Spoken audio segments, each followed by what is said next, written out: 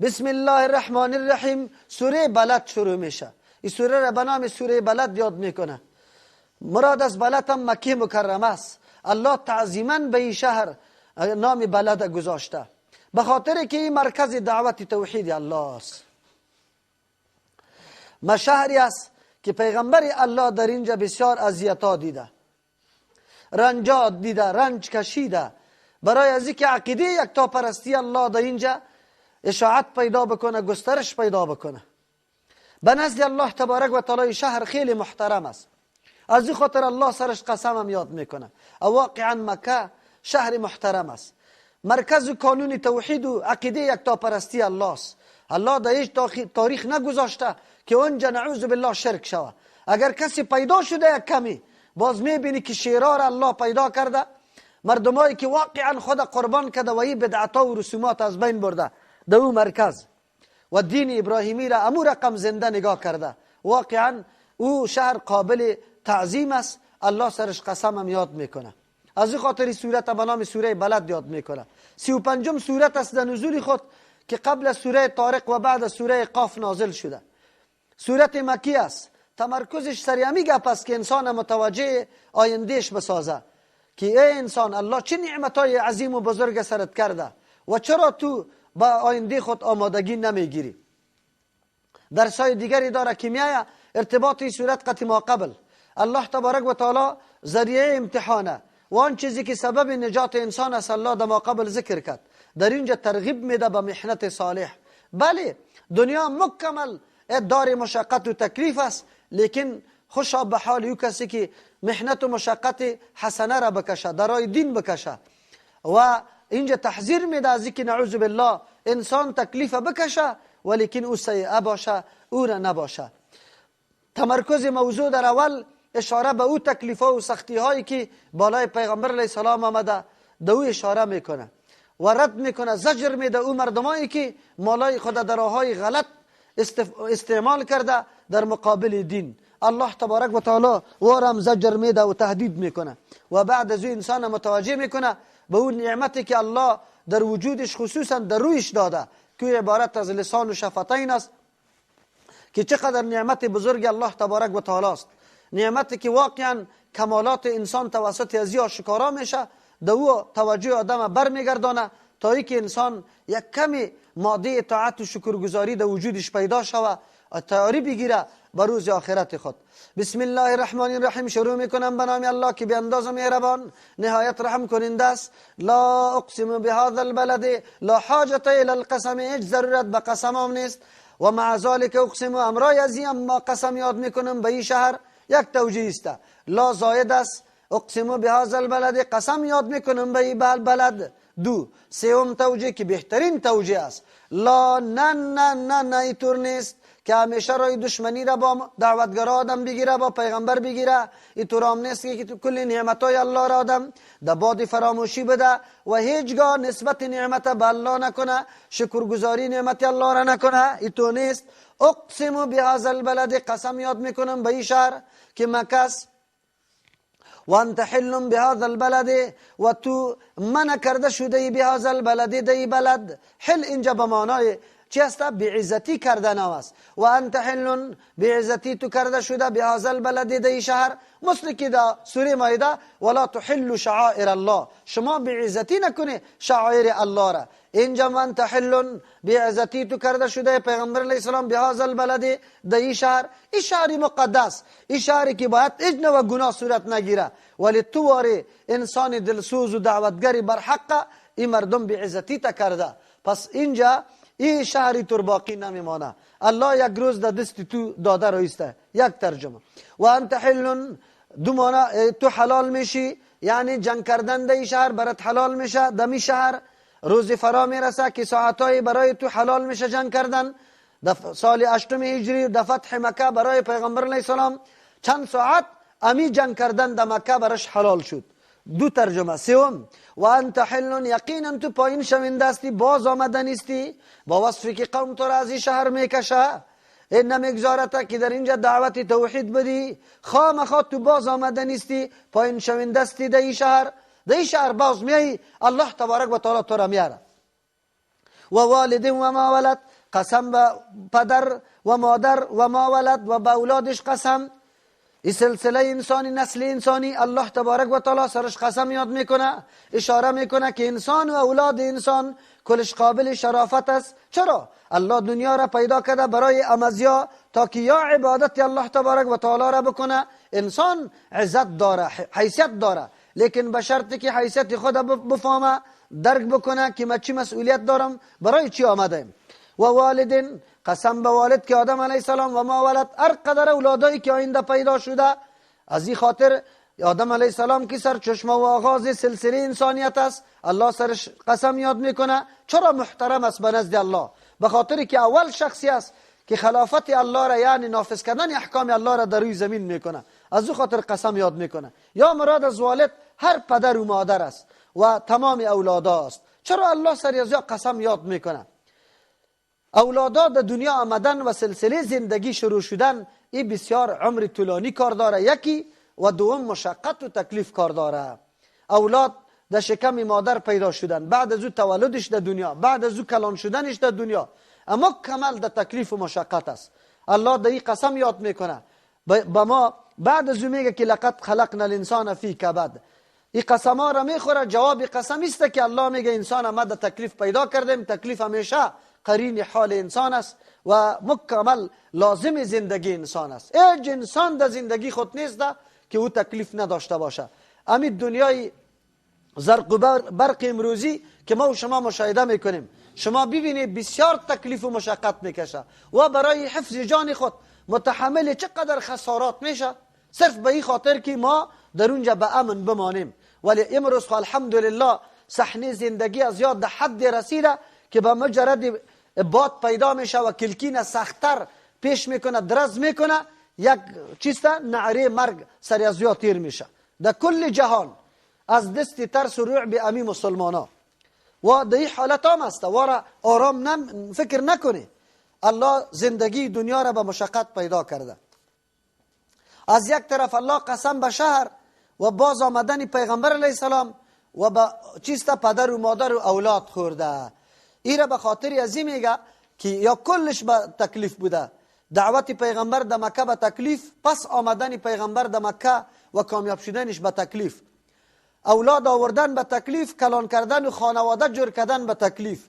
از همون خاطر از هر نوع زندگی که در دنیا میکنی تکلیف است. الله انسان پیدا کرده فی کبد، در مشقت و تکلیف. مشقت و تکلیف لازمه زندگی ما و شماست. پس بر ما چی درس میده؟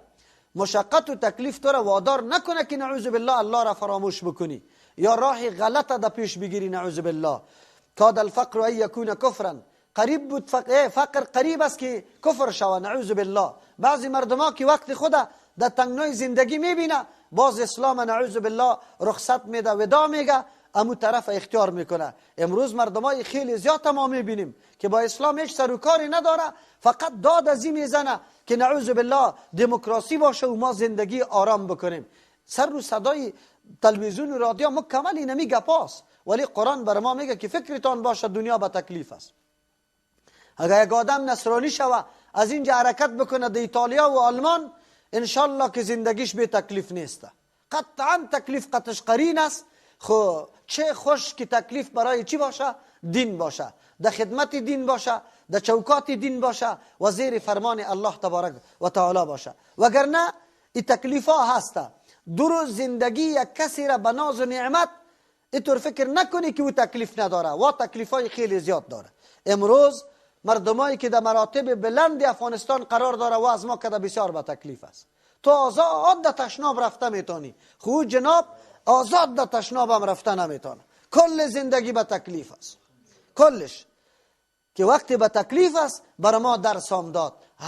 هر موضوع به تکلیف به دست میاد. پیغمبر گفت پس آمدن در مکه به تکلیف است. محنت میکشی، جهادا میکنی، برنامه های خیلی سخته در زندگی متحمل میشی و باز مکه فتح میشه.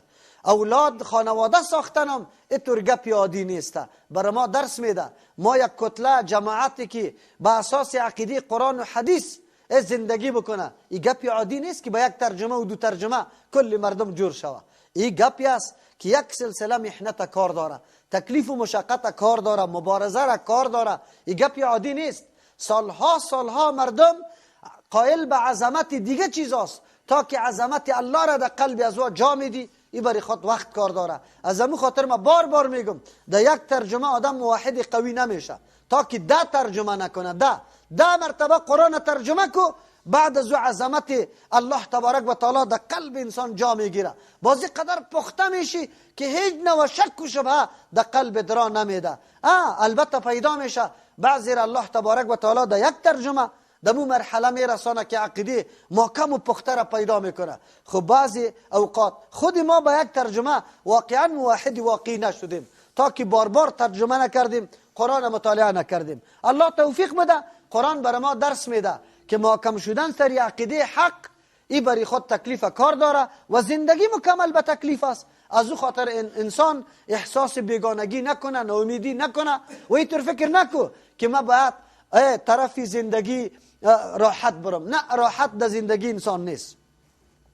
ایحسب ان لا یقدر علیه احد، آیا گمان داره انسان که قدرت نداره علیه بالایش احد هیچ کسی؟ زجر میده، تهدید میکنه او مردمایی که نعوذ بالله از هر طرف آزاد میگرده، هر نوع خواهش و هر نوع کارایی که دلشان میخواه کرده رایست.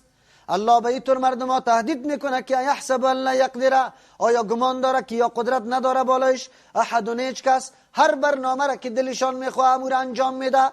تهدید برای کفار، ظالما، برای فاسقا، برای او مردمایی که از چوکات دین برآمده گناه ها میکنه، و کلشان تهدید است. آیا یا فکر میکنه امریکا را هم تهدید میکنه که فکر میکنه کسی بالایش قدرتمند وجود نداره؟ بالکل هست. الله متعالی تو روز سرش بیاره که یک دفعه گریان کنه و بگویه که ما بر لیاز الله ما را از افغانستان بیرون کنه. اینطور حالت سرش آمده رایسته. انسان های اینطور نکنه. قرآن به کلگی اخطار میده. ایحسب، آیا گمان داره همون کسی که در راه طغیان است، در راه سرکشی، در راه ظلم، در راه قدرت خود مینازه، الله یقدره، که آیا قادر نیست علیه بالایش احد هیچ کسی نیست؟ الله است. یقول هلکتو، و خلاف میزنه. این 2 ترجمه داره. یقول هلکتو، یا میگوین که ما خرج کردیم مالا لبدا، مالای خیلی بسیاره، از خاطر ما از افغانستان نمیبرایم، اینجا مصرفای ما شده.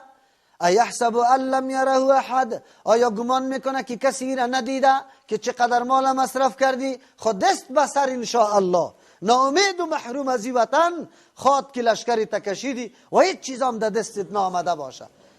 این وعده قرآن کریم است انشاءالله، این را یاد داشته باشه.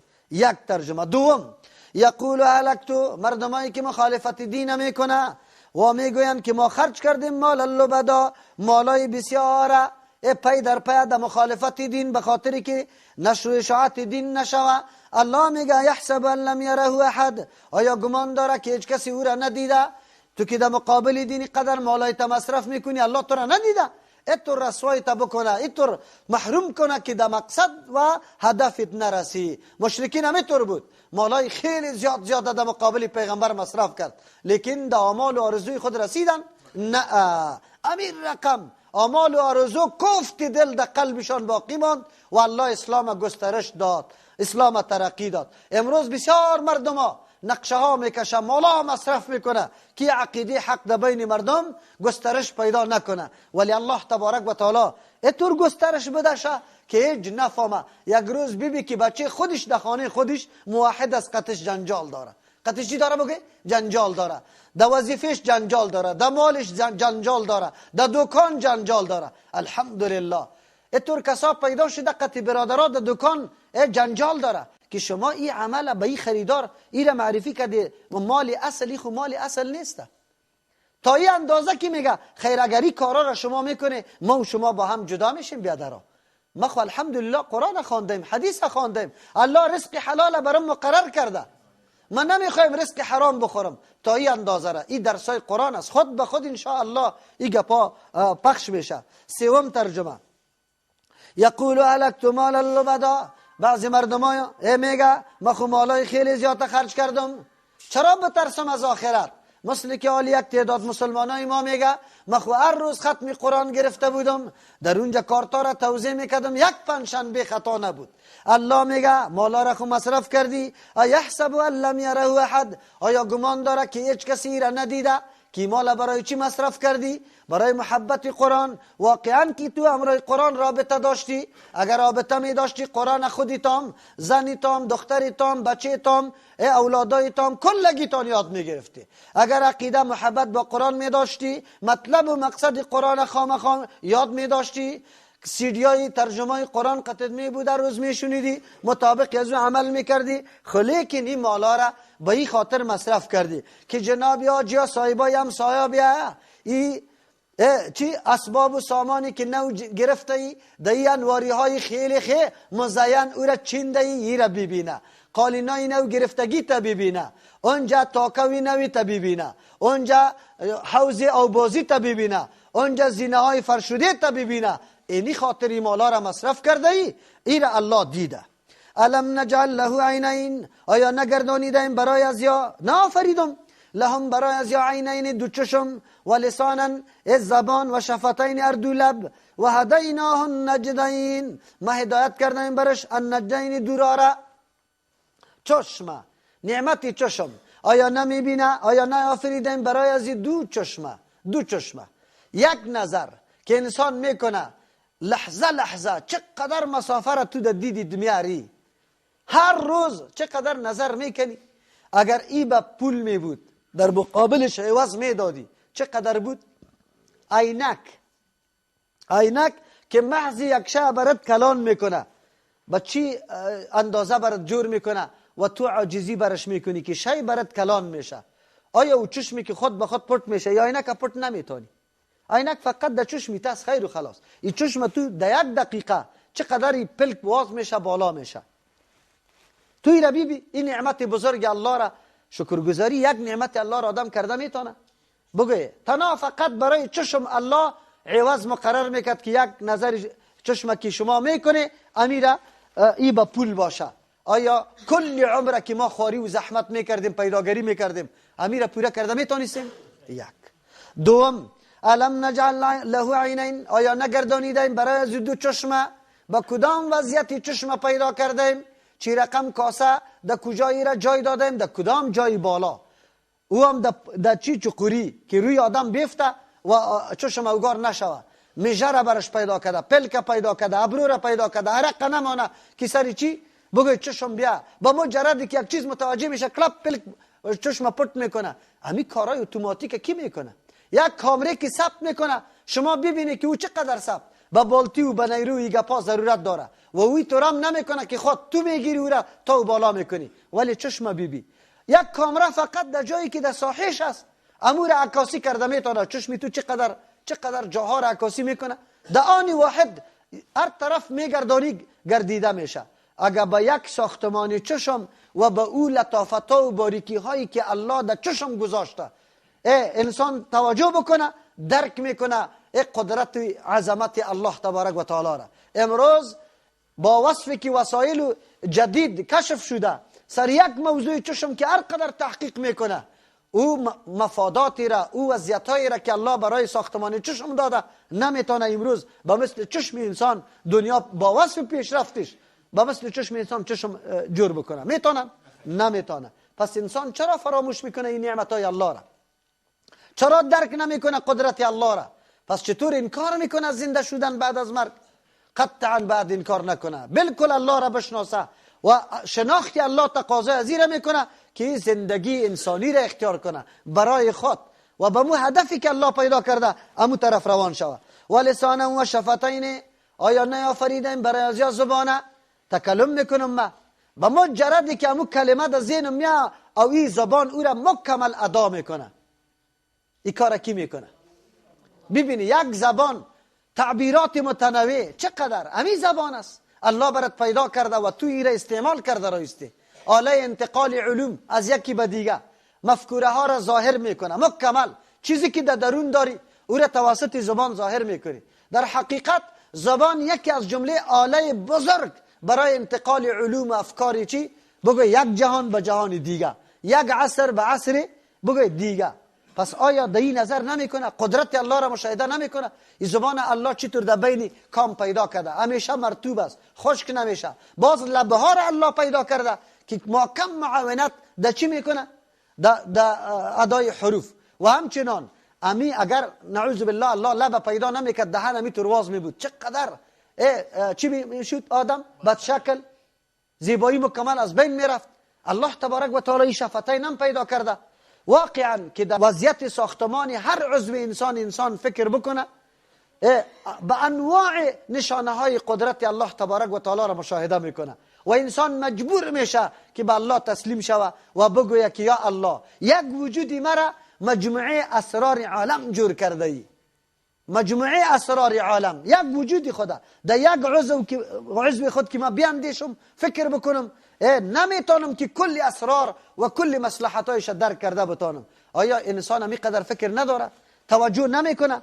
الله از او خاطر میگه و هدیناه النجدین، برش نشان دادیم دو را، ام رای خرابه ام رای درسته. الله تبارک و تعالی معرفی کرده رای که طرف دوزخ روان است و جنت روان است، رای که طرف سعادت است و رای که طرف شقاوت و بدبختی است. و هدیناه النجدین، ما هدایت کردیم، راهنمایی کردیم برش نجدین دو را.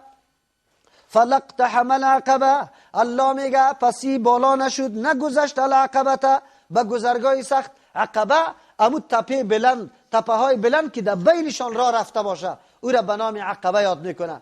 این معلوم میشه که در اونجا آدم بالا میشه، به بدو رفته نمیتونی که تو بدو کنی. چرا؟ تیغیست، کوتل است، تو زود رفته نمیتونی. خب بله، آهسته آهسته تا که از او بند چپه شوی.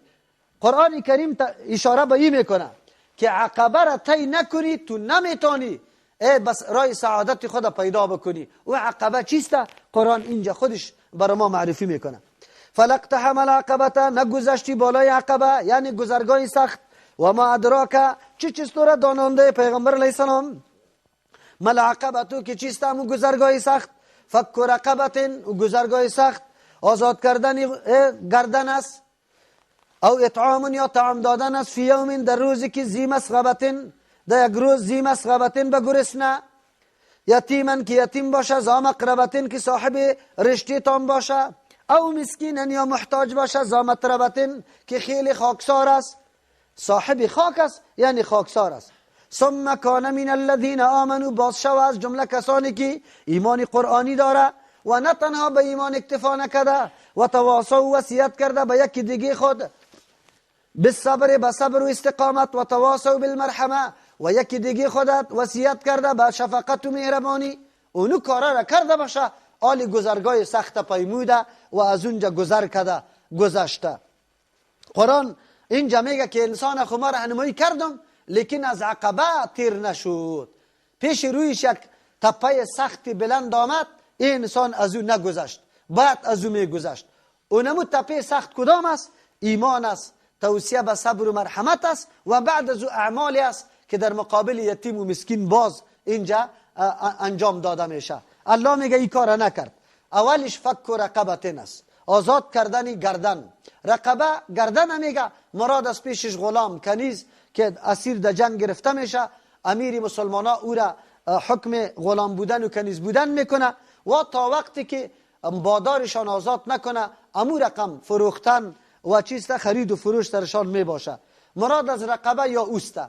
الله تبارک و تعالی انسانهایی که به نظام آزاد الله تسلیم نمیشه که لا اله الا الله است، حاکم یک الله را نمیگیره، غلامی و بندگی مخلوق الله را میکنه، از امو خاطر وقتی که در جهاد یا اسیر میشه الله واره نظر به انتخاب خودشان که خود بندگی مخلوق و بت و درخت و ایگپاره کرده، از او خاطر الله برای چند مدت اینمی جزا را میده که وا باید غلام و کنیز باشه. چرا؟ دین الله انسان به آزادی به سوی الله تبارک و تعالی، نه به مخلوق الله، سجده برای الله، حاکمیت برای الله به این دعوت میده. وقتی که این دعوت قبول نداره خوش داره که همیشه در زیر اسارت مخلوق عاجز بمانه. وقتی که در جهاد هم گرفته میشه اینمی جزا برشان داده میشه. اما در نظام مقدس اسلام برای آزادی کنیز و غلام راههای خیلی مختلفه تعیین کرده. در مسئله بعضی جنایت هایی که در مورد عبادات صورت میگیره هم الله تبارک و تعالی کفارش آزاد کردن غلام مقرر کرده. اگر کسی زهار میکنه، اگر کسی ایلا میکنه، اگر کسی قسم میخوره، اگر کسی چیسته در رمضان مبارک روزه میخوره، اگر کسی قتل خطا میکنه، در کلی ازیا الله تبارک و تعالی اول جزا را مقرر کرده آزاد کردن غلام. به خاطر که در جمع انسانیت یک انسان باید همونطور غلام باقی نمانه. غیر از او مطلق آزاد کردن غلام در حدیث ترغیب داده. از همون خاطر وقتی که آماری که صحابه کرام از 4 صحابه تقریبا 3800 چی غلام آزادیش نقل شده از 4 صحابه که یا هر کدام تلاش داشتن که غلاما را آزاد بکنه. از همون خاطر اسلام برای آزادی از یارا یکی دوم مفهوم غلام در اسلام و در غیر اسلام فرق داره. مفهوم غلام در اسلام عیناً نمو حقوق انسانیت خود مکمل چیسته میگیرن. اینطوریست که توهین و تحقیر شود، خود تنها معامله خرید و فروش سرشان جایز است.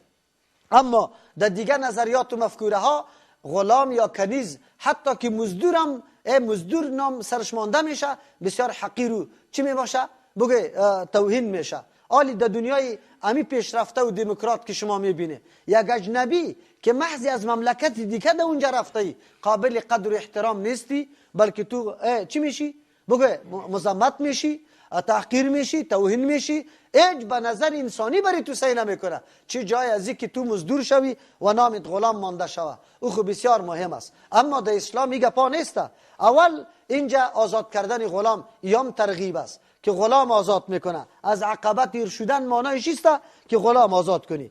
اینجا مراد از گردن آزاد کردن غلام خالی نیست.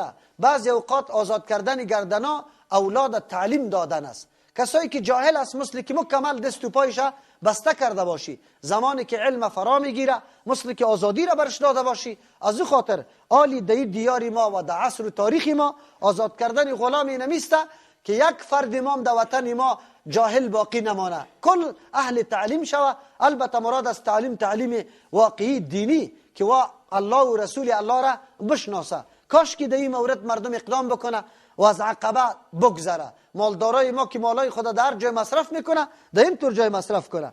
او اطعام فی یوم ذی مسغمه، یا طعام دادن است در روزی که به کسی که صاحب گرسنگی باشه. قرآن چی آدرس ها میده، چه فهرست برای ما و شما میده. طعام بده، خو لیکن برای کی؟ در روز که اونجا گرسنگی باشه، مردم چیزی نداره، بالکل عیالدار است، احتیاجات داره و کار و روزگار پیدا نمیشه. بزی مسغبه باید طعام بده. خو لیکن ما طعام به کی دادیم؟ راستی تا نبگه به ختم والا دادیم. خط کارت نوشته کرده جناب سر معلم صاحب، مدیر صاحب، فلان فلان فلان. یک جای مسکین وجود نداره. قرآن خو ما را اینطور آدرس میده و ما کدام طرف روان هستیم؟ دیگه شه یتیما ذا مقربه، یتیمی که صاحب رشته هم است، یعنی دو حق سری تو داره. یتمش از اینکه سرپرست نداره، کسی که سرپرستی از او را بکنه این حق سری تو داره که رعایت از او را بکنی. دوم در رشتهت قرار داره، یعنی اگر سر یتیمیش دلت نمیسوزه، سر از اینکه خودگیت است، قریبت است، سر از خود دلت میسوزه، برای از او طعام دادن است که برای از او داده شوه. او مسکینا ذا متربه، یا به او طور مسکینی که بالکل خاکسار است که میبینی قطع خاک چسبان است، هیچ چیز برش پیدا نمیشه، نه به خوابش که توشک و قالین و گپا داشته باشه و نه به خوراکش. قرآن خو ما را میگه شما طعام به این بده، اینمی تیر شدن از عقبه است که سبب نجات انسان است. ولی ما آیا آیاتای قرآن تا عمل کردیم؟ ما به دستورات قرآن تن دادیم؟ و امی علمای ما در سر منبر امی گپا را برای ما گفت که او مردم، ما یک مجلس داشتیم در وقتای پیش که در کابل نامده بودم، در ولسوالی خودی ما علمای کلی ولسوالی را جمع کرده بودیم، تقریبا 70-80 نفر از علمای خوب برجسته. گپ دایی بود که مدرسه دینی وجود نداره و آخر مردم شاید که ضرورت حتی به یک امام بکنه و امام هم موجود نباشه. در اول همینطور حالتا بود که مردم یک دم چی شده بود؟ مدرسه دینی را ترک کرده بود. باز گفتن که مدرسه خو امکانات میخواه، امکانات وجود نداره. ما به علما گفتم که جناب علما، ما قطعتان بحث نمی کنیم که ختم جایز است یا نه، 3 و 4 جایز است یا نه. در این مورد قطعتان بحث نمی کنم. یک گپ از شما سوال میکنم، در افضلیت یکی تا نام گفته نمیتونی که افضل نیست، که ما اگر اینمی چیزایی که به نام ختم یا 3 و 4 میکنیم ایره در یک مدرسه بدیم افضل است یا نه؟ آلی خود کسی نبود، پدر یک عالم گفته نمیتونست که نه، کلگی گفت بله افضل است. ما گفتم امی جمعه، امروز پنجشنبه، صباح جمعه، شما در مساجدتان به خاطر ادای مسئولیت دینتان امی تقریر به عوام بکنه، محض افضلیتی گپ بگوی که افضل است که در مدرسه داده شود. اگر شما این تقریر در مساجدتان کرده، 300 نفر لیلیه شاگردا در مدرسه با تدریسش از ما بخواه. این دیگر نیاز ندارم. ما نفر داشتم، تقریبا 38 مسجد جامع داشتیم در یک گلسوالی، قریه های خیلی بزرگ. در 38 مسجد در یک مسجد تقریر شده بود. در چند؟ در 37 مسجد دیگه تقریر نشد. خب گوش نواز کنی. مسئولیت علما را در این میدان شما میبینی که اصل خیانت، دین که خراب میشه، مردم که مفکرش خطا میشه، از دست کیست؟ در رأس تعلیم و تربیت دین که کسی قرار داره، امو مردم رول داره، امو مردم جور کده میتونه، امو مردم است که هر چیز تقویت داده میتونه، ولی نشد. ما بنابر امو اهداف خودی ما تالی را الحمدلله دارالحفاظی که تقریبا 60 نفر در اونجا درس میخونه، تا آلی را فعال است، فضل الله تبارک و تعالی است. خود تنها دارالحفاظ است، مدرسه که درو کتابا خوانده شوه در پالویش وجود نداره. خو لیکن اینمی قدر از دسترسشان پوره بود، فقط یک نفرش تقریر کرده بود، دیگه در هر مسجد من نفر داشتم، دیگه تقریر هم نشده بود. اینی مردم است. قرآن بر ما میگه که به این طور مردم باید طعام داده شوه که از عقبه گذر کنه، در غیر از عقبه گذر نمیشه. ثم کان من الذین آمنوا، بعد از او شوه از جمله کسانی که ایمان آوردن، ایمان قرآنی، و تواصوا بالصبر، تنها ایمان کفایت نمیکنه، یکی با دیگه وصیت بکنه بالصبر، بصبر. چی معنا؟ روزگار دنیا فراز و نشیب داره، تکلیف و ایگپا داره، پس یا یکی به دیگه خود توصیه بکنه از صبر، یا عبادات الله تبارک و تعالی یک نوع مشقت و تکلیف داره، یا توصیه صبر بکنه. یعنی اینقدر در اجتماع اینمی طور احساس پیدا شوه که یکی دیگه خدا دل صبری بده، حوصله افزایی کنه که بلی تکلیفات دین میایه. و تواصوا بالمرحمه، یکی دیگه خدا وصیت بکنه به مهربانی و شفقت. آلی تو میبینی یک نفر بسیار خوب ذهن داره اما پول نداره که بره مکتب بخونه، مدرسه بخونه، یا کسی دیگر را تشویق کو، توصیه بکو که نمیره کمک کنیم، بسیار ذهین بچه است، اگر میره کمک کنیم ان شاء الله آینده یک خدمت کرده میتونه. امی قسم اینجا یک بیوه وجود داره، اینجا یک یتیم وجود داره، اینی را میگه توصیه به مرحمه، یعنی شفقت بکنیم که اینی آدم.